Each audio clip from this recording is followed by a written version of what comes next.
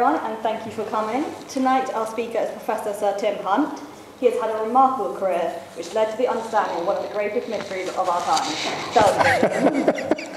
In 2001, he was awarded the Nobel Prize for the discovery of key regulators of the cell cycle. And in 2006, he was awarded the Royal Medal for his work on cell cycle control and knighted by the Queen in the same year. Please join me in welcoming Professor Tim Hunt. Oh God, almost tripped up there. Thank you all for coming on such a horrid evening. I want to conduct a slight straw poll before we begin. How many of you have made your own explosives? Very good. I had a, you know, anyway. Because I loved making explosives when I was little, you know. I thought it was great. All you had to do was get some, but you probably can't buy sodium chlorate anymore, actually, in a chemist. Has anyone tried recently? I'm not sure. Anyway, you mix that with some sugar, and it made a terrific bang if you set it off right. We used to blow up model railways. So this talk is really a sort of scientific autobiography, and I'm sorry, it'll be, I mean, it's really a pretty nerdy science talk, actually, as you'll see. But I think the thing I really want to illustrate is that the path of true science never does run straight.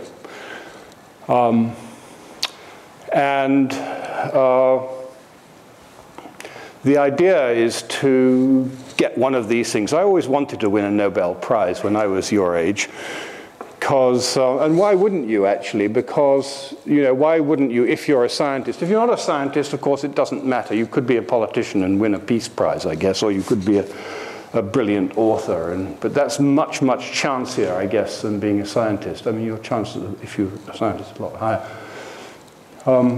Because the whole idea is to try and, you know, do some really important piece of work that changes the way that people think about the world. And if you're worth your salt, why on earth wouldn't you want, I mean, it seems to be a perfectly valid ambition, is what I would like to say. However, when it actually descends on you, it's no laughing matter. Because this thing is now so big that, you know, everyone treats you like a sort of superhuman, and of course you're not. I mean, you're exactly the same the day before as the day after. And, you know, you sort of think you can walk on water and be in two places at once and stuff like that. But sadly, this turns out not to be the case. You're still the same person. Anyway, that's my Nobel Prize, and the aim, you see, is to get your name there. So an interesting question. I really felt terribly embarrassed by having this thing, and I gave it away as quickly as I possibly could to my old college, partly because I just, well, there are stories about people having it stolen and stuff, you know, and that wouldn't be much fun.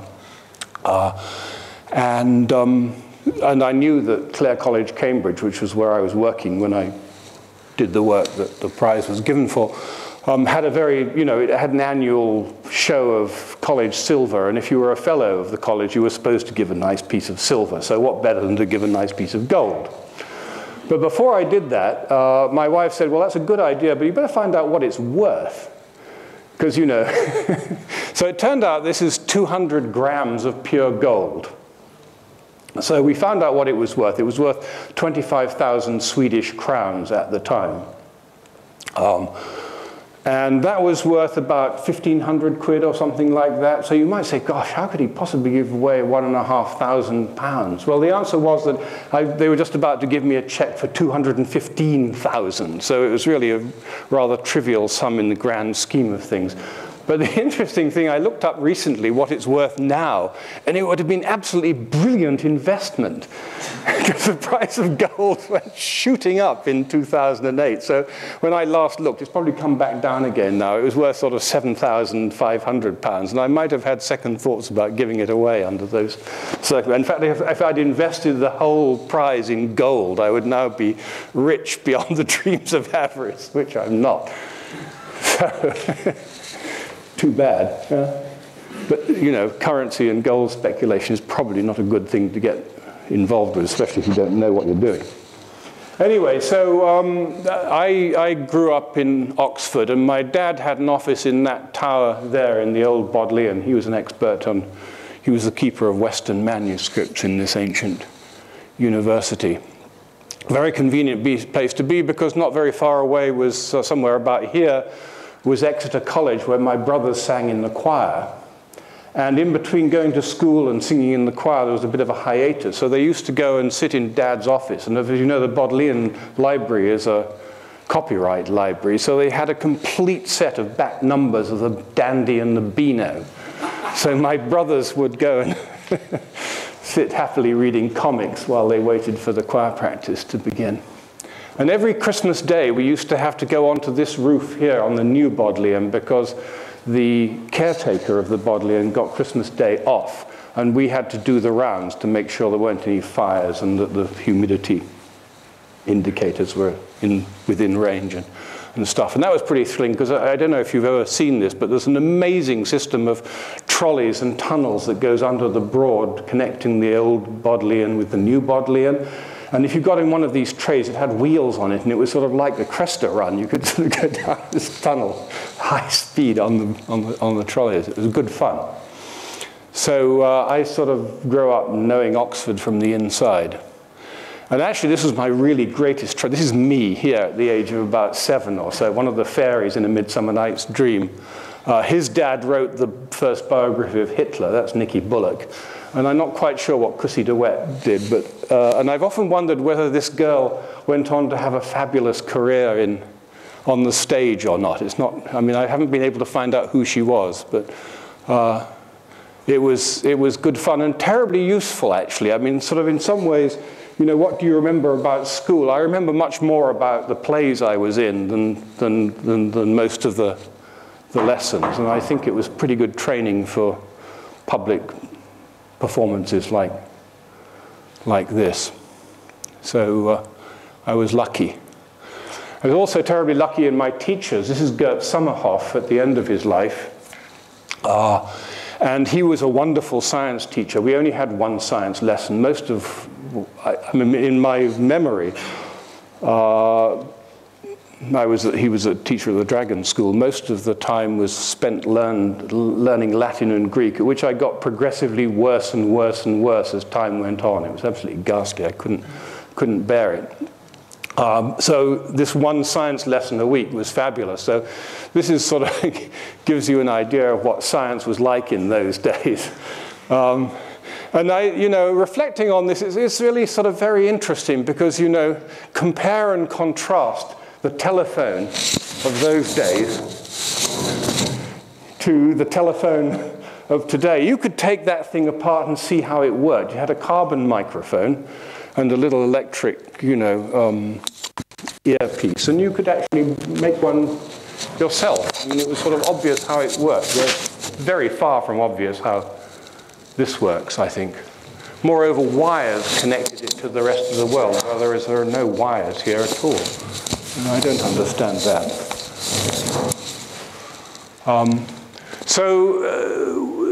The reason I became a biologist was simply that I did very well in a biology exam that Sommerhoff set at the age of about 12. I came out not at the top of the school, but, you know, sort of 10th out of 350 boys or whatever it was. And I hadn't done any work for the exam. I just sort of came naturally. So I think I was extremely lucky again there that I knew by the age of 11 that I was going to be a biologist.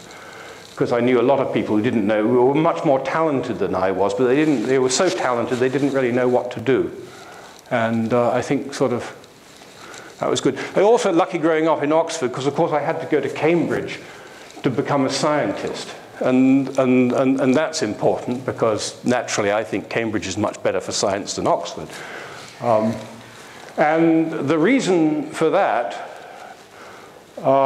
is simply the weight of tradition. So I used to, this was on my sort of shortcut to work. Now I would go through that gateway there, and I would realize that, you know, within about 100 yards of that gateway, well, I don't think Newton worked there actually, but it was Maxwell's department, and the electron had been discovered there. Rutherford discovered the nucleus of the atom.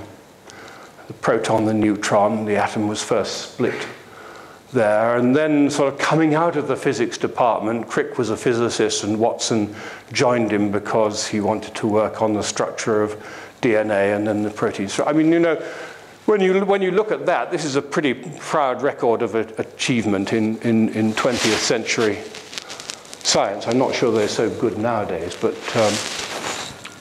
and the only trouble with that was that if you sort of thought about that, you thought, oh my God, you know, how can I possibly live up to this amazing tradition? Because these are giants of scientists, and I'm just little, you know. So on a good day, you'd think, wow, this is terrific. I'm part of this tradition. On a bad day, it would be a sort of crushing load.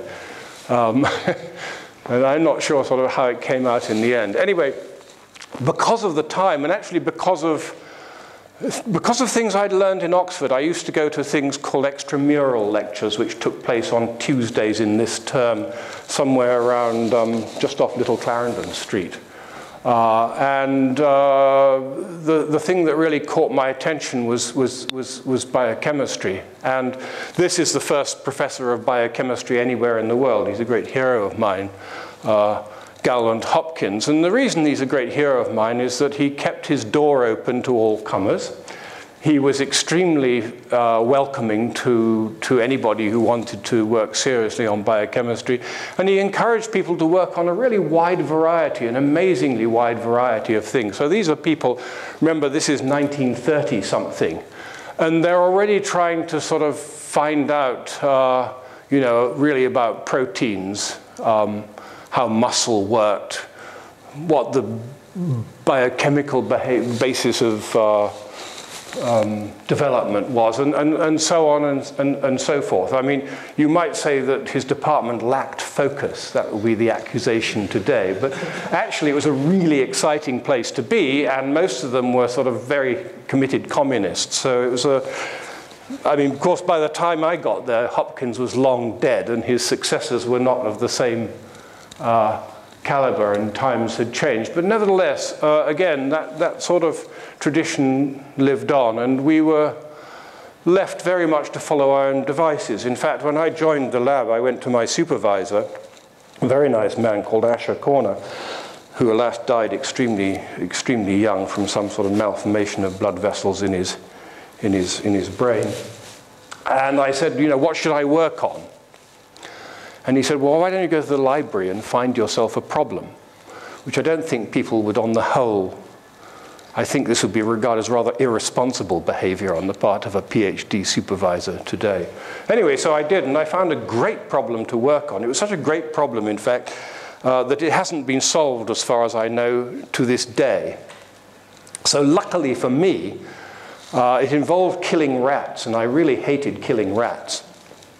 And luckily for me, the project really failed miserably. The rats were supposed to start secreting a lot of albumin in their urine, and they didn't. And I discovered about 50 years later that it was because I hadn't read the materials and methods properly, and you needed a special strain of rat for this to happen. So, you know.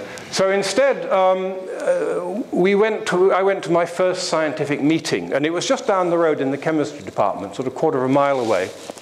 And I heard this talk by this guy here, Henry Borsuk, early development of the echinoid egg, that's a sea urchin egg, compared with erythropoiesis, that's the formation of red blood cells. Now, what do sea urchin eggs have in common with red blood cells? The answer is they are both round.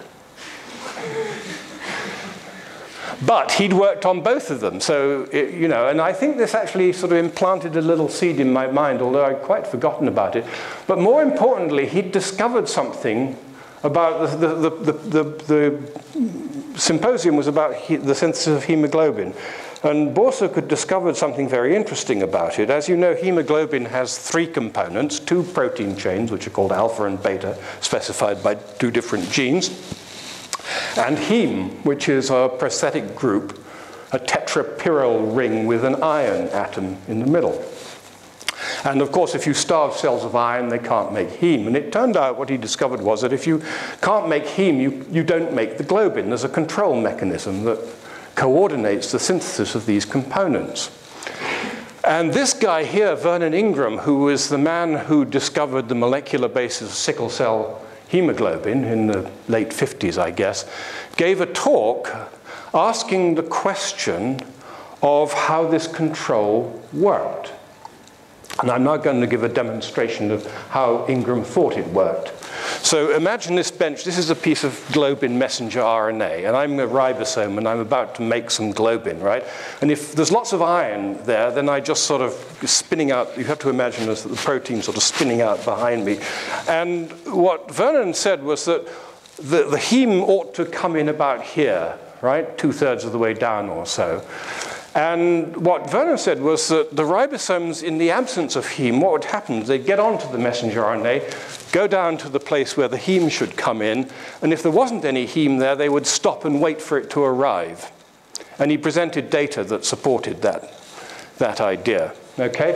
And then when the heme arrived, they could go on. So the evidence he purported to show was that there was, if in the absence of iron, a queue of ribosomes built up behind this point. So we thought, gosh, that's really interesting. How can it possibly work? And when we got back to the lab, me and my disrespectful graduate students worked out that actually he'd got it completely wrong. What his data, if anything, showed the exact opposite.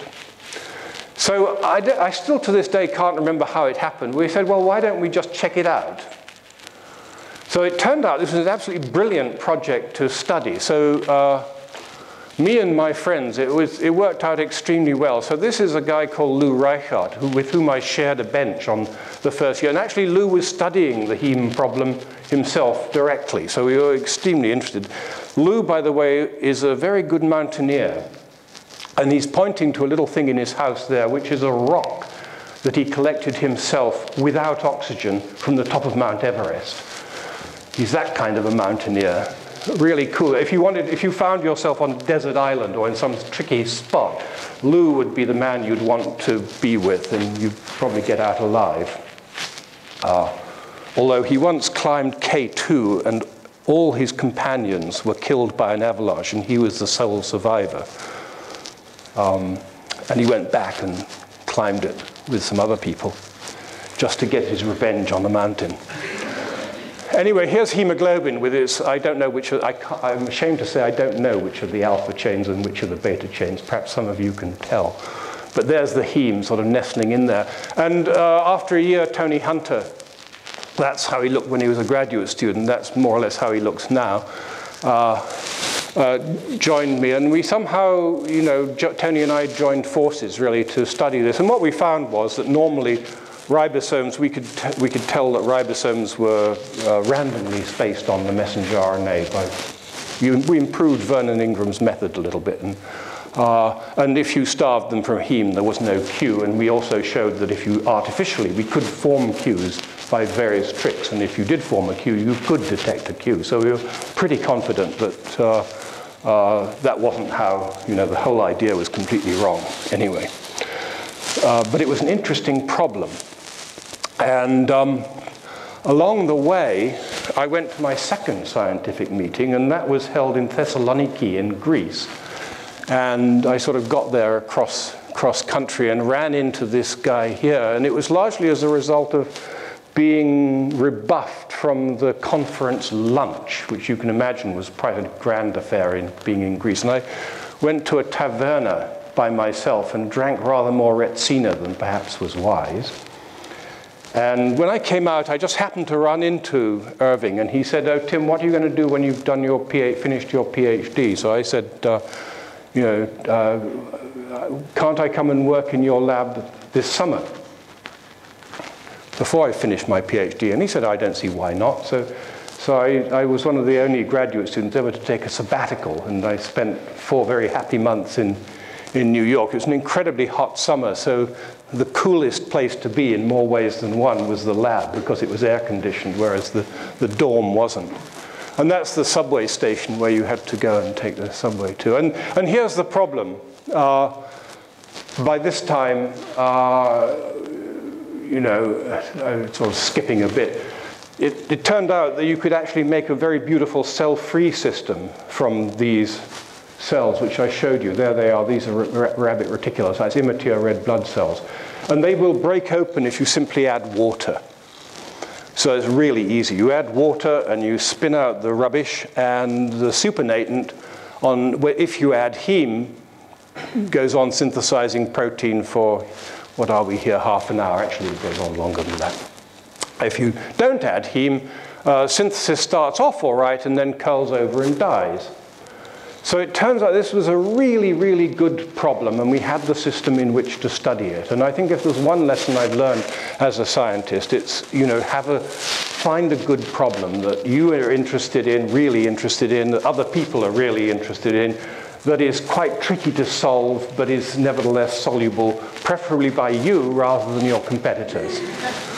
And so after I finished my Ph.D., I went and worked again with him because I liked him very much. But then he left and went to MIT, and leaving me in charge of his lab, which only contained me, the postdoc, and a technician who was about twice my age called Grace Vanderhoff. And it was rather funny, and most of the time I actually sort of did secret experiments at night because it turned out this heme problem was really rather difficult, and I wasn't experienced enough to know how to tackle it. But along the way, these night experiments were really rather good because there was an Israeli visitor, Nechama Kosawa, whose husband was a chemist, and this is ROS reactive oxygen species. So I don't know how many of you know about glutathione. It's a tripeptide that contains a cysteine in it. So it's supposed to be an antioxidant. Antioxidants are supposed to be very good, you know, ascorbic acid and all that kind of stuff. And what they discovered was a compound which very gently oxidized the glutathione. And when you did that, protein synthesis curled over and died, even though now everything here has got heme in it. And this looks very much like what happens when you leave out the heme, but it isn't. It's when you add this oxidizing agent.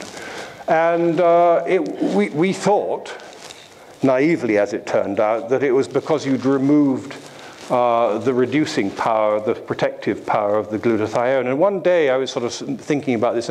How do we know it's the absence of reduced glutathione and not the presence of oxidized glutathione that is bad? So I ordered some oxidized glutathione from Sigma and got the shock of my life. It turned out that tiny amounts of oxidized glutathione were absolutely deadly to this system.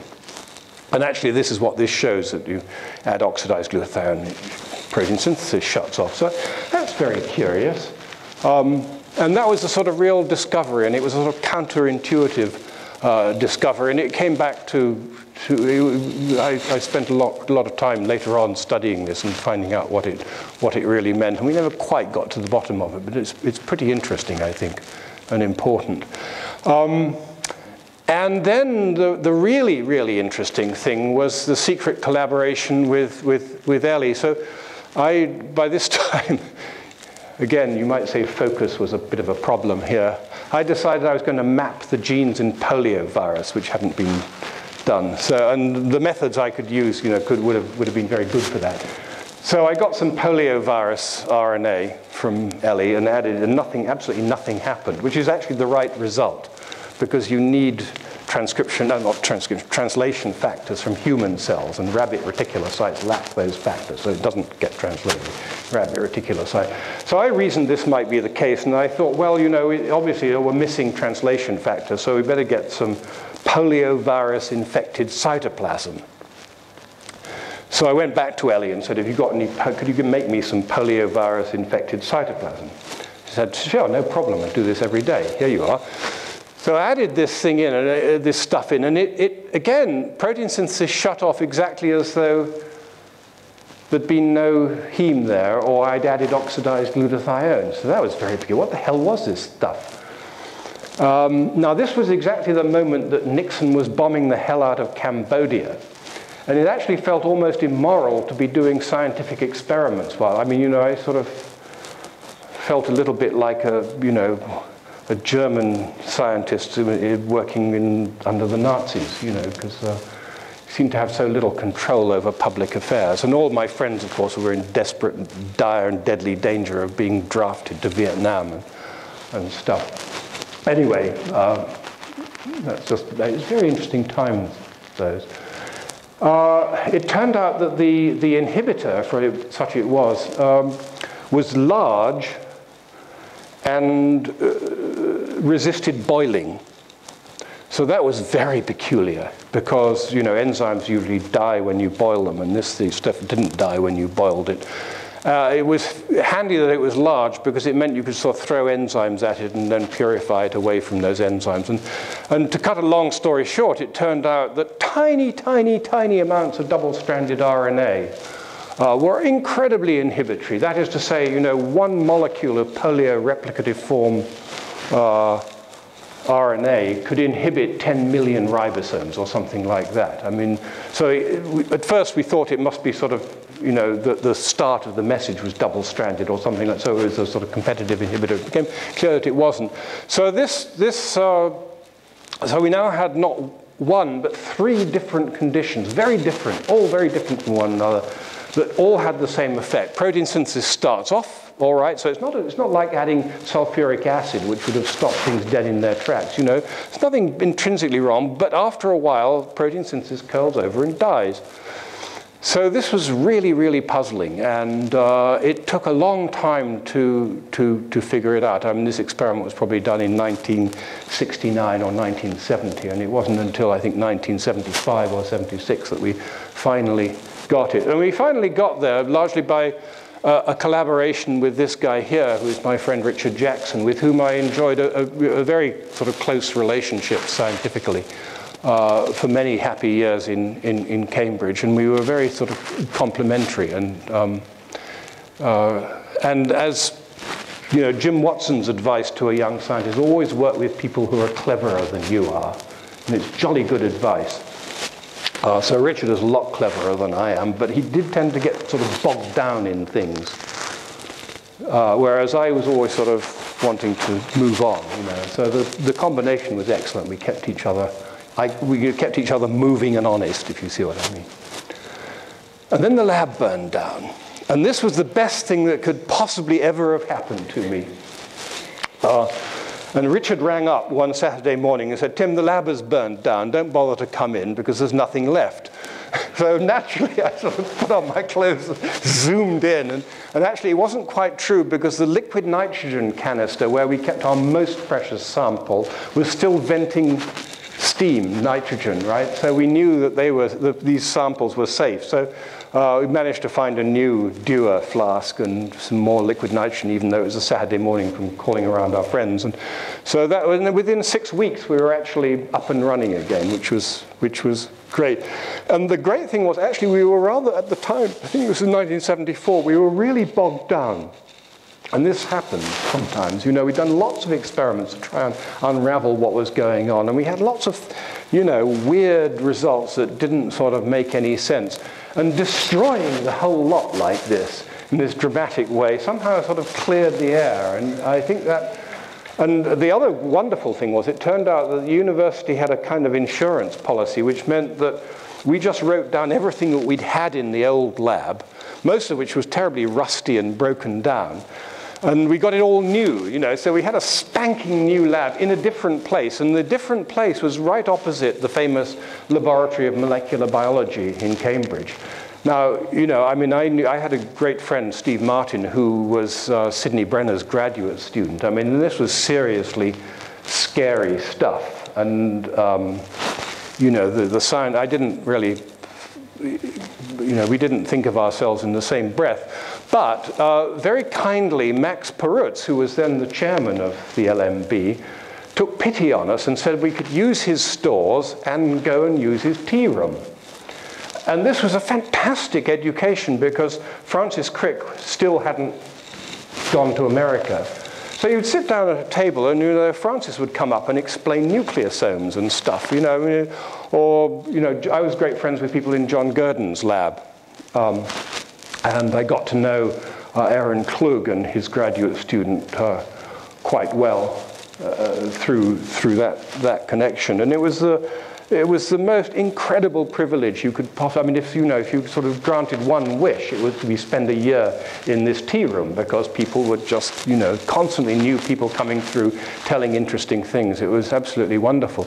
And as a result, I think, partly of this and sort of the clarity of thought that came, we actually solved the problem. This is an experiment done by Paul Farrell, my graduate student, and it turned out that double-stranded RNA turned on a protein kinase. This is a gel, and these are P32 labeled bands. And I think, it's pretty obvious that when you add the double-stranded RNA, this band here gets stronger. And as luck would have it, a friend of mine called Theo Stählin, who is Swiss, had just discovered that the initiation factor, which seemed to die when you added double-stranded RNA, had these 3 subunits, and this was one of them. So it's really easy to get a sample of the stuff from Theo and check it out.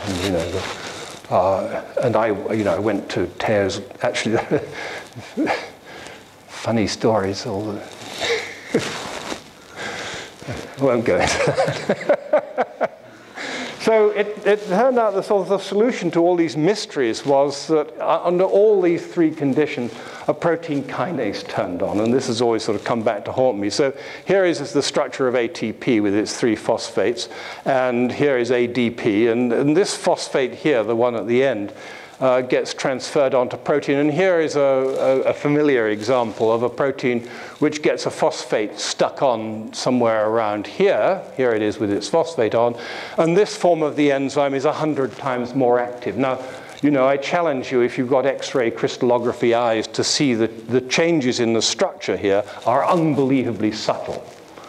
But that doesn't matter. This is, I assure you, is 100 times more active than that. And if I showed you the movie that my friends actually in Oxford made, you could see it more clearly, but I'm not going to do that. So, as the biologists among you will know, sticking phosphates on proteins can sometimes inhibit, sometimes activate, sometimes stick proteins together, or sometimes blow proteins apart. There is absolutely no way of knowing in advance what phosphorylation does to a protein. You have to do the experiment and find out.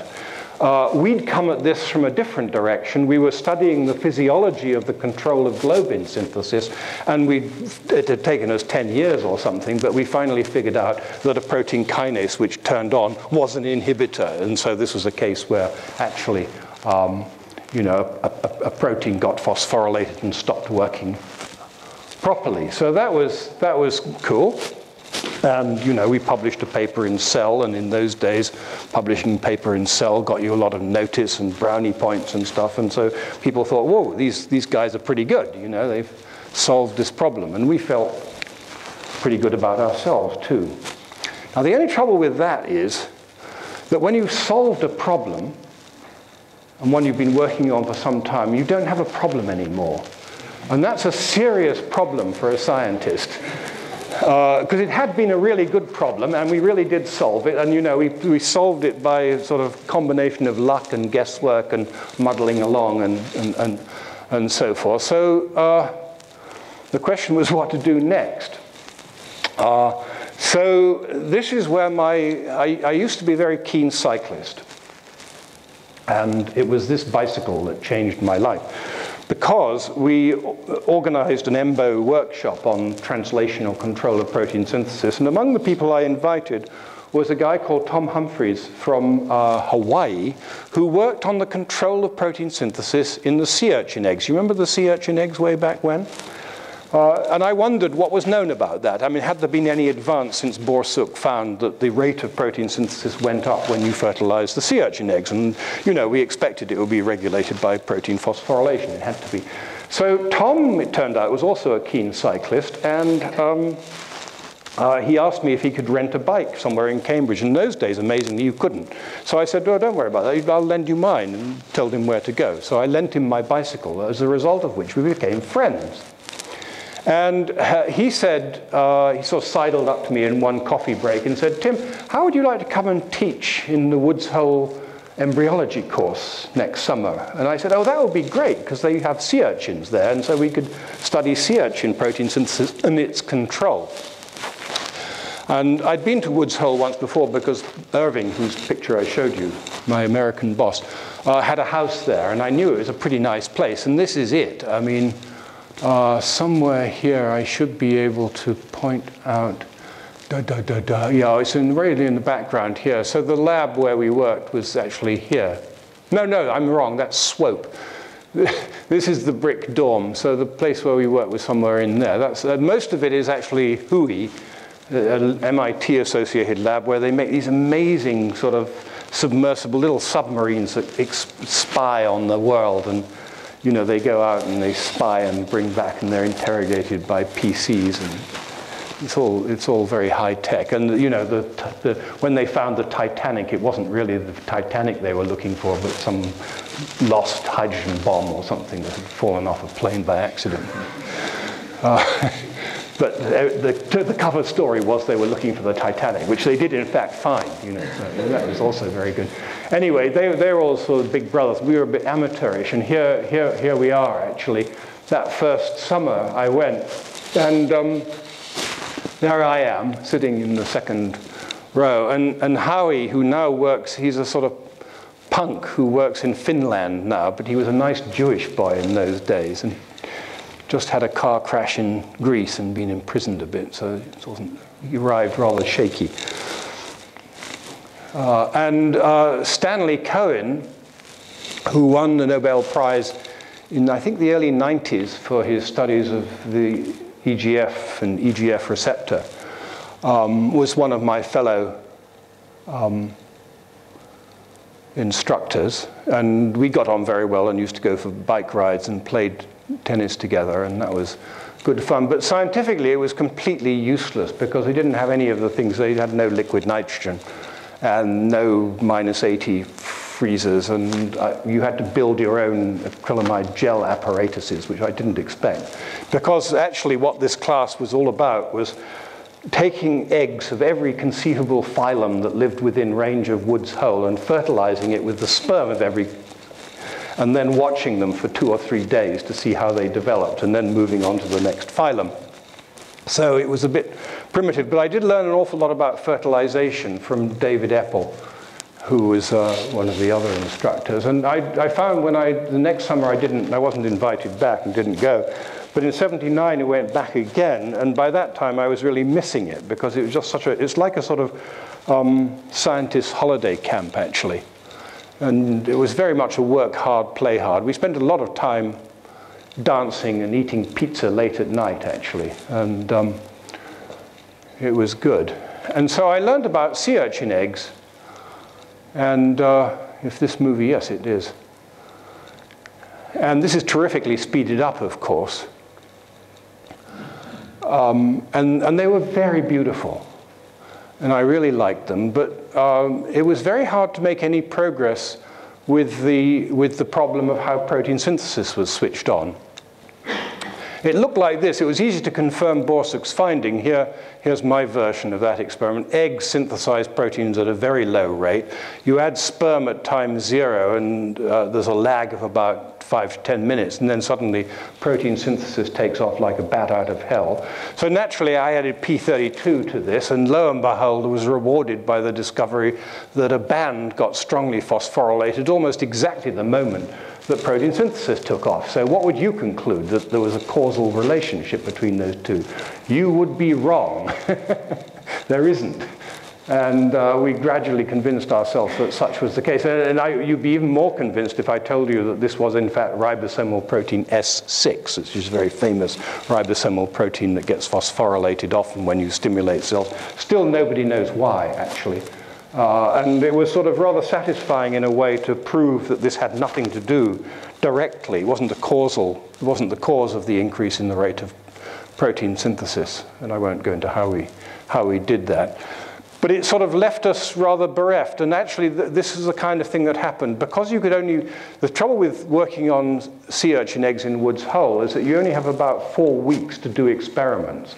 And what would happen is that you'd go away and you'd get these wonderful, elaborate hypotheses of what must be going on during the winter months. And then you sort of eagerly go back to Woods Hole, test the hypothesis, find you were completely wrong. and then not have enough time to sort of think what you really should be doing. So that was sort of interesting and instructive. But along the way, I collaborated with somebody called Eric Rosenthal, who was a graduate student of the now director of the lab, actually, Joan Ruderman. And we had a really good time, and Fotis Kafatos, who taught the course I think the year previously, had got sort of very preliminary evidence that when you fertilized not sea urchin eggs, but clam eggs, they started making different proteins after fertilization. And that was really the first example of proper translational control. That is, so the messages were there, but they were not translated. But when something changed, these messages, which had previously not been loaded onto ribosomes, got loaded with ribosomes. And I helped with these experiments. And again, it was a cell paper, probably the easiest cell paper ever, because it only took about 5 experiments in the summer to get it. Normally, these days, you have to do an awful lot more than that. But well, you know, there was more to be discovered in those days. So this was cool, and the focus was entirely on, you know, what the control of protein synthesis was. And, but it was Eric's problem, so I couldn't work on that, and sea urchins didn't do it. But that same summer, summer of '79, had a marvelous lecture from this guy here, John Gerhardt, who was a professor at Berkeley. And he talked about frog oocyte maturation, which is triggered by progesterone. Now, with the aid of my clicker, I will add progesterone, and watch carefully over here what happens. This takes about 5 hours. It's, again, tremendously speedy. You see this white spot formed. It's not very dramatic. But if you look underneath the white spot, what you find is that there is a beautiful second meiotic spindle. Okay, just underneath the white spot, and there's a first polar body. And that's what progesterone does. And it turned out that John described these experiments which had been done just a few years previously, which showed that actually the way that progesterone worked was to activate an inactive precursor of a factor that was called maturation promoting factor. This process, the white spot formation, is called maturation. And by his sort of account, it appeared that this was an enzyme, because it was heat labile, and you could kill it by incubating with proteases also, which actually catalyzed cell division. And I was completely blown away by that idea. I'd thought of enzymes as things that, you know, they usually changed the absorption of something at 340 nanometers, or things went yellow, or things went blue, and, you know, that you could catalyze something like cell division with an enzyme came as a bit of a shock, actually. And I thought, gosh, you know, wouldn't it be great? What a delicious problem. This is a really, really good problem. What is MPF, and how is it turned on and off? And over the years, John Gerhardt, his wonderful technician Mike Wu, and Mark Kirchner, all of them very fine scientists and very good enzymologists, incidentally, had great difficulty purifying MPF. If you tried to purify MPF, it disappeared, no matter what you did. So they, instead of trying to find out what it was, they just tried to find out when it was there and when it wasn't there. And what they found was it went up for meiosis 1, down between meiosis 1 and meiosis 2, back up and stays up until the eggs are fertilized. So these have that second meiotic spindle in them, disappears at fertilization, and comes back every time the cells are in mitosis. These divisions are very rapid, like the ones you saw in that sea urchin movie. And that, I mean, you know, who is interested in frog reproductive physiology, frankly? Not that many.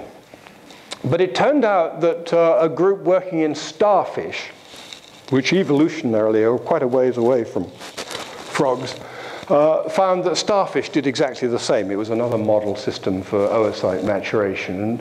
And rather remarkably, starfish MPF worked in frogs, which is a little bit odd. And then sooner or later, somebody tried it with human cells, and they found that human cells arrested in mitosis with nicotazole would also score as MPF when you inject it into these frog eggs. So it wasn't just something to do with frogs. It was something that appeared to be universally associated with mitotic cells. And the pressure to find out what it was, what turned it on and what turned it off, became all the more acute. So something I hadn't fully appreciated, but which is absolutely crucial for the story is that when you fertilize sea urchin eggs, by the way, you may be able to see this is not an egg, it's an oocyte. It's got a great big nucleus in it, whereas these guys are really eggs and you can't really see their nuclei. I've already shown you them dividing, but look when you take a population of cells. So now add sperm at time 0 and just wait and watch. Do you see they all divide at the same time? Incredibly synchronous, these first 3 or 4 divisions. It is utterly impossible to get such a synchronous population of dividing cells in any other situation I know. I mean, there are ways of doing it in mammalian cells, but only by damaging the DNA and then releasing the damage and stuff, and it's not very satisfactory. But this is completely natural, and it's really easy to do, because all you have to do is collect some sea urchin sperm and some sea urchin eggs and mix the two together at the right concentration, and Bob's your uncle. So one day, after the formal part of the teaching course was over, I did this experiment, which was really designed not to look at anything, what it actually found, but was to look to see whether there were any changes in the pattern of protein synthesis, such as we'd seen in the clams. And I was astonished by the result, because these, what are the times here? 16, 26, 36, 46. Oh, no. Why is 6 and not 5? I don't know, but that's what it was. And you add a radioactive amino acid. So these are now proteins, not P32. This is actually, and you see this protein here, it sort of comes up and then it goes away, and then it comes back again, and then it goes away again. And it kept on coming and going in time with the cell division. And if you blocked cell division, it didn't go away. If you, for example, inhibited DNA replication, so they never got into this protein just went up and up and up in level. Actually, there are 2 of them, and I think, and it's also true. Is there some way of turning out all the lights? This would be easier to see with all the lights out. Watch out, I'm now going to plunge you into total darkness. Can you do it from up there? Yeah. So these are 3 human cells. A movie taken by my erstwhile graduate student, John Pines, and focus on that. That's the first one to do it. That's the second one. And the protein, which I call cyclin, oh, that's great, is green, okay? So let's look here first. Hopefully this will work. Yeah, boom, out like a light. See, it comes, the cells divide, and then it goes out like a light. So it's not just in sea urchin eggs, it's wherever you find it. And so naturally, I suspected, bearing in mind John Gerhardt's lecture, that this had something to do with the control of the cell cycle. And now I'm in trouble again, because here I am, the world's expert on translational control, and I've suddenly stumbled on something which I feel in my bones is really important for cell division, a subject about which I know absolutely bugger all. So what do you do when this happens? I mean, it's like going, some of you will remember your first day in graduate studenthood, and some of you have yet that thing. You don't know anything. You don't know what the people in the lab are talking about or anything. And that's how I felt. I mean, this could be complete nonsense. So what you do is you talk to people and you try and see whether your ideas are any good. Am I completely out to lunch or is it sensible? So as you know, it's been known for a long time that the cell cycle has these 4 phases: mitosis, which we've seen, and DNA replication, which is the whole point of mitosis, to segregate the chromosomes accurately to 2 daughter cells, and then gaps in between. I mean, you could say this is preparing for S phase, and that's preparing for M phase. And it was terribly complicated. I mean, so complicated that people hadn't really sort of thought about the basic principle of how you turned it on and off at all. I mean, this was the magisterial review of 1961, and Dan Mazier was one of the experts in mitosis. The best he can do is to come up with this sort of starting pistol here. And you can see, you know, chromosome condensation, synthesis of substance of the achromatic figure. I'm not even sure what that means. So there's a lot of stuff here which is absolutely nonsense. And there's something called the energy reservoir, which also turned out to be complete nonsense. I mean, there was a lot of mythology surrounding it. And my favorite, actually, I went to an early cell cycle meeting, and there was this guy who said that the DNA came and went in the cell cycle. I said, what? I said, have you considered the possibility that maybe the water concentration in the cells varies with the time of day? He said, the most constant thing in the cell is the water, he said. So when I knew that chronobiologists were completely crazy. And, you know, if you look back at the history, I have a wonderful collection of books on the cell cycle going back. And here is a book written by a Columbia professor in 1944. If a dispassionate discussion of the subject of mitosis was apparently chiefly due to the fact that our failure to solve most of its problems are so manifest. I mean, this sort of breast beef, they really didn't have a clue, in short. Not a fucking clue. But some people did know what was going on, and this was the yeast geneticists. And Lee Hartwell was the real pioneer here. Here he is preparing to deliver his Nobel lecture. And here are the cells that he studied. And he'd isolated temperature-sensitive mutations in which cell cycle transitions failed at the non-permissive temperature. And the most interesting one really was CDC28, which defined a process that he and his colleagues called START. And I read Lee's papers, and there was nothing in here about proteins going away. Nothing at all. And then in 1975, Paul, who was also inspired by Lee's papers, decided to work on a different yeast. And he had to go to Edinburgh and also Bern to learn how to do the genetics of it. And he isolated, by accident actually, this strain of yeast here called WE1, in which cell division is accelerated. These cells here are dividing in much smaller than the wild type cells, much smaller size. And the reason why he isolated them was because they all clump together and make big lumps, and he was trying to isolate big cells. So in trying to isolate big cells, he isolated small cells, but he had the wit to look at what he was isolating. And he realized this was terribly interesting because, you know, mutations that actually accelerate a process are much harder to get than mutations that stop a process happening. So he then went looking for further strains that had this WE1 phenotype, and basically discovered CDC2 by that. Meanwhile, I started looking at these translationally regulated proteins in clams, and what we found very early was that there wasn't just one of these proteins, there were two of them, which we called cyclin A and cyclin B. We called them cyclin largely because I was, as I said, a keen cyclist, and so it was really a rather jokey title, although an apt one, which sort of stuck. And you can see there is a bit of a problem here because the entry into mitosis is really rather abrupt, but the accumulation of this protein, if this really is a causal thing, is very steady. And actually, that's still a problem. That's a problem we're still working on to this day. I worried about it a lot. I worried about two things. First of all, that you want it to be this spiky thing, and this is an example of how you shouldn't worry about that.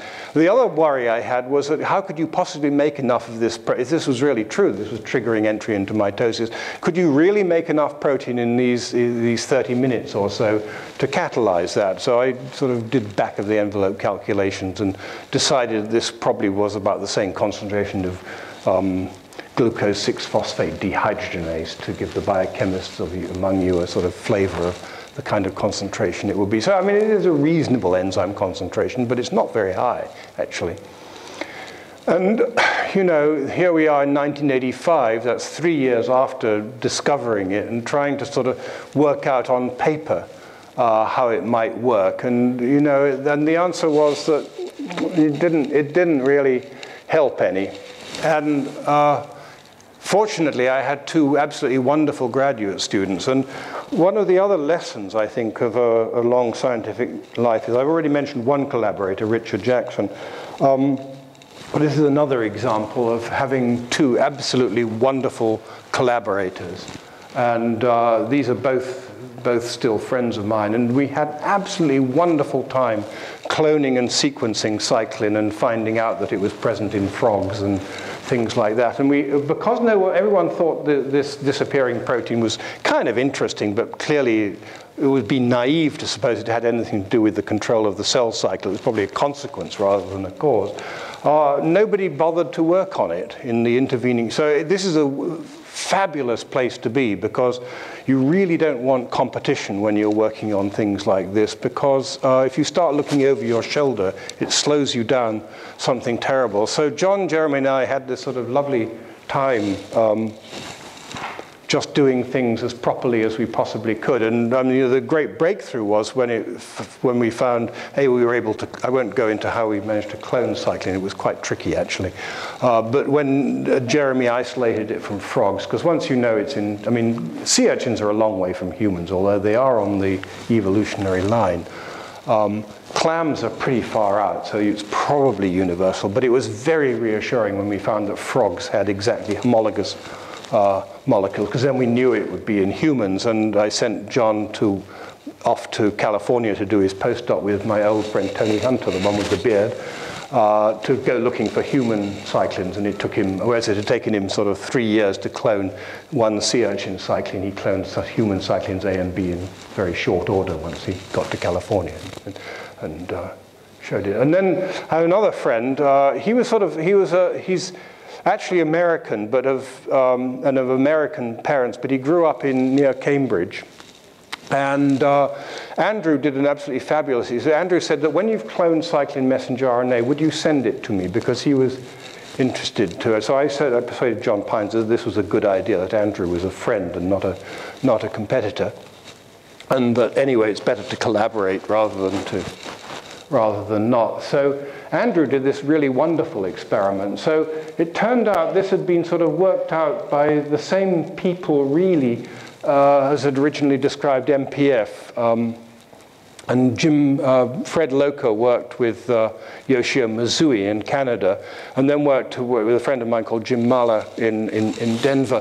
And what Fred had discovered is if you simply spin, here are some frog eggs, and if you simply spin it, this is the second clarifying spin. The first spin, this sort of black muck, would fill about half the tube, but you take out the yellow. This is pure, I mean, this is basically pure cytoplasm here. And this pure cytoplasm will actually do cell-free cell division. I mean, that sounds like a contradiction in terms, but if you add nuclei to it, the nuclear envelope breaks down and it forms these absolutely gorgeous looking spindles. And if you add calcium, which replicates the arrival of the sperm, these spindles will break down, they do anaphase. I mean, it's a fantastic system. And actually, what Andrew showed was that it will actually do something like if you allow protein synthesis to go, then it'll do something like 3 cell-free rounds of this assembly of these spindles and the breakdown of them spontaneously.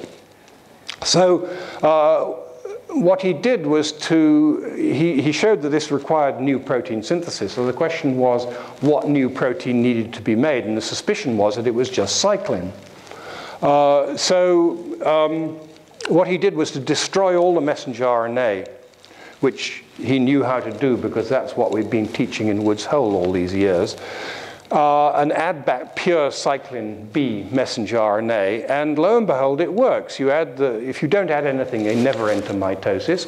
You add this cyclin message, it's the only protein made, and you can see that here the thing enters mitosis, and then the cyclin is degraded. And Andrew also went to show if you chop the front off the cyclin, it doesn't get degraded, in which case the extract enters mitosis and can't get out. So cyclin synthesis is necessary for entry into mitosis, and cyclin destruction is necessary for exit from mitosis. So this was sort of absolute proof of the pudding, and rapidly convinced everybody. And then it turned out something we do unbelievably stupid not to have realized. Actually, that cyclin is the activating subunit of Paul Nurse and Lee Hartwell's CDC2 enzyme. And the reason we hadn't thought of that was at that time the only example of a dimeric protein kinase was protein kinase A, which is activated by cyclic AMP. And the way that works is that the regulatory subunit is an inhibitor, and the inhibitor is removed when the activator is added. So, you know, how dumb, you know, and these weren't stupid people. I mean, you know, the Kirschners and the Murrays and the nurses and co. I mean, you know, I remember walking around a field in Bath with Paul Nurse and said, it's definitely not a protein kinase, he said, of CDC2. We've tested it and it isn't. Well, you know, they hadn't added cyclin, and they'd also used the wrong substrate. So, you know, again, I'm not sure what the lesson there is, but it's absolutely wrong to think, you know, you sort of put on a white coat and you suddenly become godlike, omniscient, intelligent. You don't. You make idiotic mistakes. I mean, really stupid mistakes, which you kick yourself for afterwards. I mean, in my experience, you know, generally when you figure out what's going on, you say, well, why did it take 5 years when it should have taken about 5 minutes? But that's not how it is, because I think, you know, how it actually is it's tremendously foggy. I mean, you don't know. So it's really simple when you understand. The cyclin accumulates. It binds to CDC2, which is now called cyclin-dependent kinase 1. The kinase turns on. It phosphorylates a bunch of proteins, and the cell enters mitosis. Then you destroy the cyclin. That turns off the protein kinase, and the cell exits mitosis. I mean, that's in all in textbooks, and it's really simple, except, of course, it actually isn't. And the regulation is hideously complicated. And the problem I've been studying recently, and I love coming to Oxford to discuss this with my friend Balin Novak in the biochemistry department, is this one. So you have to imagine, I mean, we know now experimentally that when a cell enters mitosis, hundreds of proteins get phosphorylated.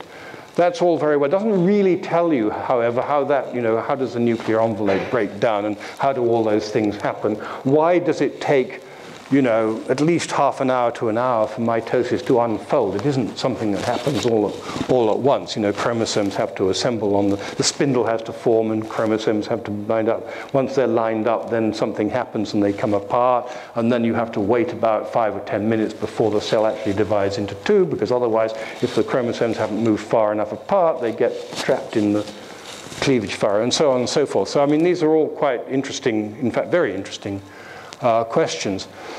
But the real trouble that we started, and I won't go into how we got there, but we got very interested in the question of what the enzymes were that removed the phosphates at the end of enzymes. Because it's no good just turning off this enzyme. You've got to take all those phosphates off. And to cut a long story short, we discovered that actually at least one of the enzymes that takes these phosphates off is actually strongly regulated in mitosis, which makes it much easier to put the phosphates on. And we're still sort of struggling with this, actually. It turns out to be a lot more complicated than I thought. And again, what I found is that you sort of know when you're getting it right by when you make silly mistakes. You know, you thought it was like this, but it isn't quite like this. And that's really great. I mean, when everything is exactly as you thought it should be, you're usually wrong, and it's wishful thinking. And when you interrogate nature and it's not quite right, then that's when it's right. So I won't go into that, because that's a whole nother story, and I could talk for a whole hour on that or more. And, you know, what I want to leave you with is the idea that you know, the path you may be able to sort of go down this bit of the path with confidence, but, you know, you just don't know what lies over the brow of the hill, and it may be interesting or it may not. There could be a bull there waiting for you. So, yeah, I won't go into that. I mean, you see, one of the people like people to be strategic, and my experience is strategy is useless because you always get it wrong.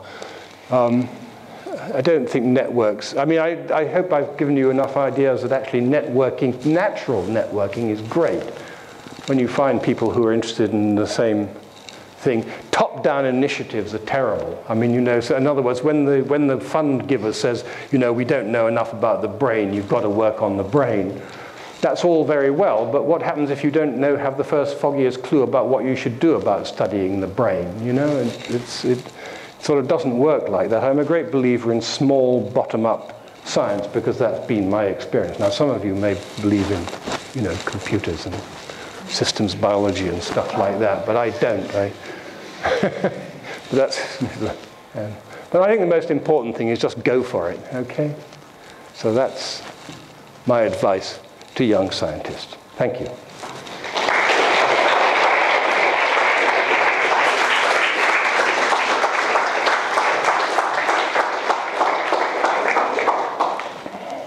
So we have some time for some questions. Does anyone have any?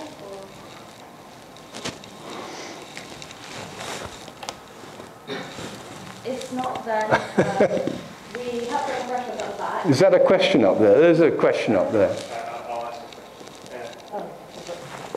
Yes, I can. I mean, it seems that it's completely curiosity driven. I mean, your journey through the time. I mean, it's almost like what physicists would call a random walk. Yes, correct. Yeah. So? Yeah, well, my question is that the funding environment currently and the way grant proposals are driven and the way PhD studentships are going forward and postdocs, I mean, it is very much targeted. You can't just try to do... Well, that depends where you're applying for your money. I mean, I have the privilege of working on being a member of the Scientific Council of the European Research Council, and we take exactly the opposite view because that's who we are, you know, and we say we think the scientists know best. It's not our business to tell them what to do, and they put in their proposals, and the ones we like we'll fund, and the ones we don't we won't. And you know, half the money goes to the track record of the investigator, because if you've been successful in the past, the chances are you'll carry on being successful in the future. And half the money goes for the proposal. Is it plausible? Is it doable? Et cetera, et cetera. And it seems to work pretty well so far. And I've certainly seen cases where people without stellar track records have gotten money because their project was so convincing.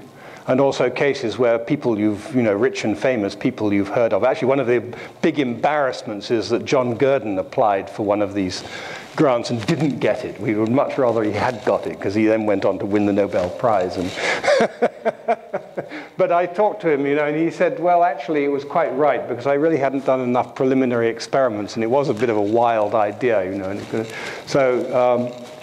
Yeah, but a lot of people really, you know, I mean, I think that's a good system. But unfortunately, my impression is that bodies like the MRC and the BBSRC, they're terribly these days sort of impact-driven.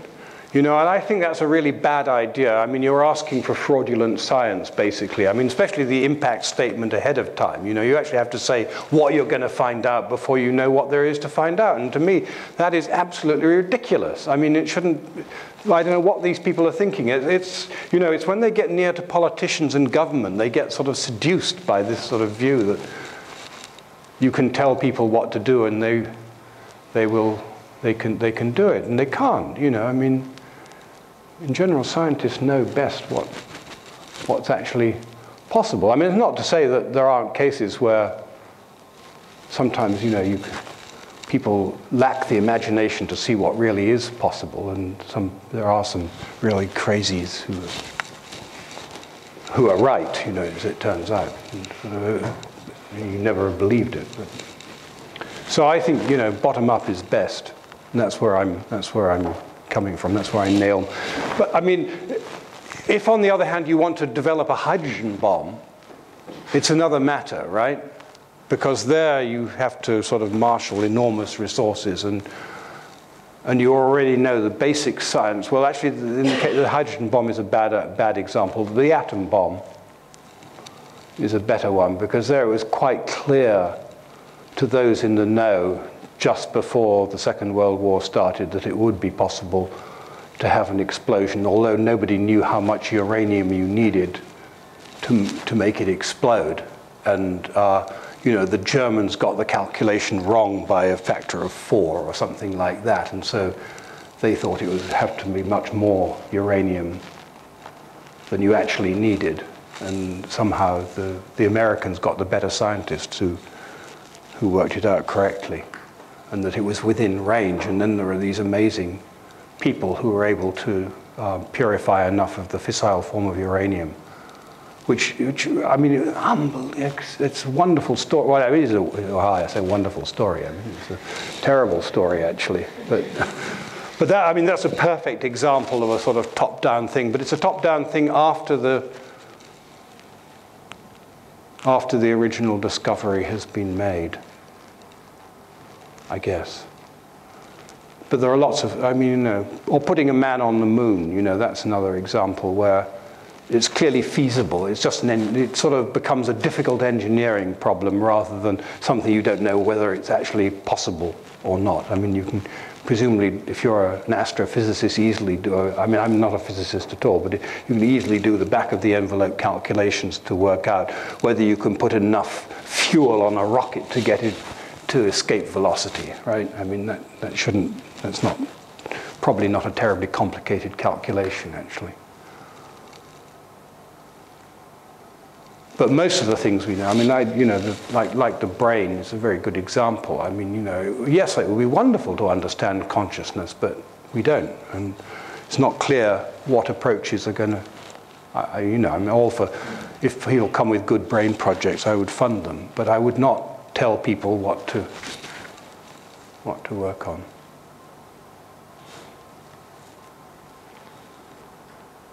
Any other questions? Or? Comments? Or? If you had PhD students, are you going to send them over to the library again? Fortunately, I don't have PhD students. I used to really like having undergraduates in the lab, actually, because you could put them onto projects which you could try things out. So I'm all for trying things out. But I think it's pretty difficult. I mean, I stopped having graduate students when I got past a certain age because I didn't think it was right, really. I mean, I'm just getting too old and not there enough. And it is a kind of apprenticeship, I think, really. Or it should be. I mean, I would always advise anybody who is choosing a graduate student advisor, and that may apply to some of you, if in doubt, go for somebody young rather than somebody old, because it'll be more fun and you'll see more of them, and they'll probably treat you better. Well, not necessarily, I suppose, but I think. Can I ask something like more specific about like cyclin? Sure. In the evolutionary perspective, like why would the cell want such a precise control of like cell division? Is it? Why would? Is it like the case of if it wouldn't, it would lead to cancer and all that? Well, it's important. I mean, actually, cell division is a funny thing. You know, somebody made the CDK1 knockout plant in which the cells couldn't divide, or they divided very, very slowly. And you know, the plant looked perfectly normal, except the cells were enormous. Okay, because there weren't very many of them, because it had such difficulty dividing. So that's really very interesting.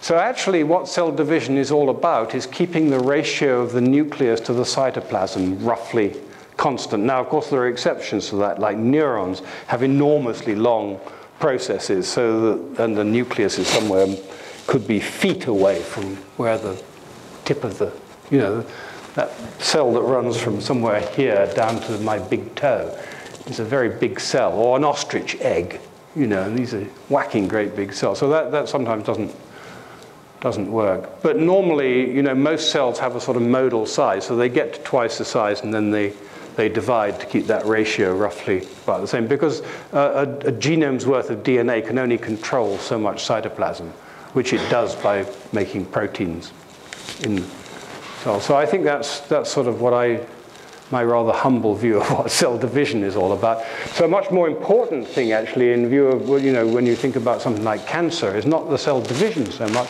but the cell growth.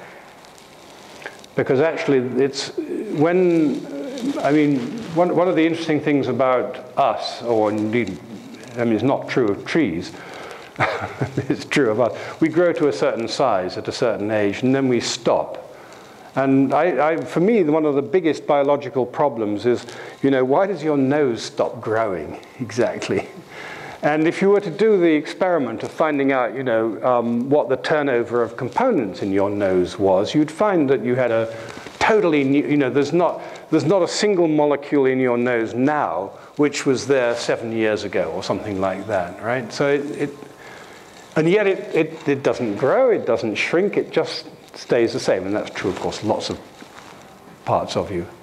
So how the hell does it do that, And were you to cut your nose, on the other hand, the skin of the thing would immediately start dividing and repairing the damage. So there are these wonderful control mechanisms, and that's what goes wrong in cancer. I mean, you can see that the sort of cancer cells would forget that it was a nose, and they would divide in a higgledy-piggledy kind of a way, And the question is, what makes them grow? Well, we know a little bit about what makes cells grow normally. I mean, for example, if you, think of an axolotl get its arm cut off, right? It knows it's lost its arm and it will regenerate. It'd be great if we could do that. We can't. But we can do it with something. If you lose one of your kidneys or give it away to a relative to save their lives, the remaining kidney grows to roughly twice the size. Or if you cut out a bit of your liver, the liver will regenerate. But the signals that actually control that are not terribly well understood, and it has to do with growth factors and things which haven't always been identified, and then you have to worry about the control circuitry which controls them.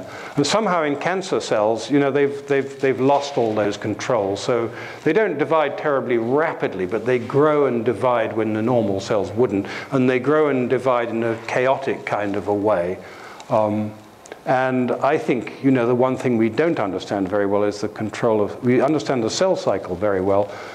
Growth control is much less well understood. It has something to do with genes called TOR, or proteins called TOR, which stands for target of rapamycin.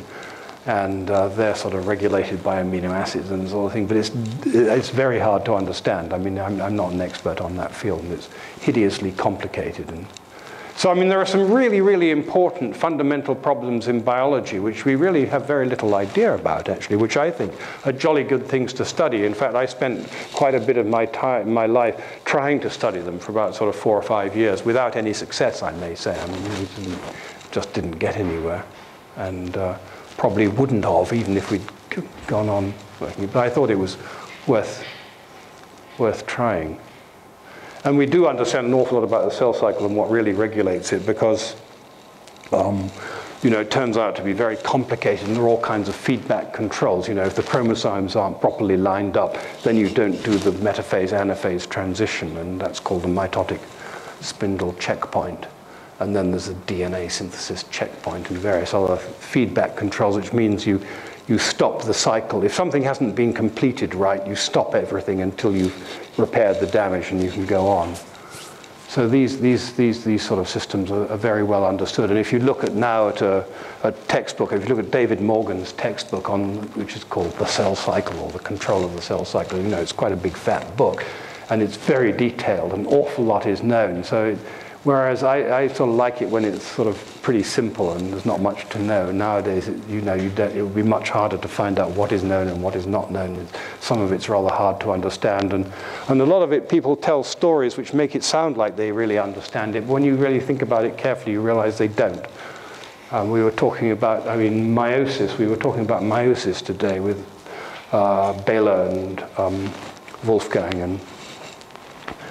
And there are some really fascinating problems in meiosis. So meiosis, you do 2 divisions on the trot, and the first one separates homologs, and the second one separates sisters, and there are all kinds of problems. And then you ask, well, why isn't there a 3rd meiotic division? I'd never thought about that. And Wolfgang is trying to make a strain of yeast which actually does 3 instead of 2 meiotic divisions. So that's pretty cool. I like that kind of playful approach, because if you could really regulate that, you'd really say you understood the control of the cell cycle. And I think we have a ways to go yet, actually. But if you're an outsider, you'd say, well, gee, this is not a field I want to get into, because they already know so much. So it takes a bit of skill to find out where the holes are, and then you have to ask yourself, is the hole there for a good reason? That's a bloody impossible problem. or because no one's noticed it. So choosing the problem, that's the problem. Finding a really good problem. I mean, you know, one that's not too big and not too small. Easier said than done.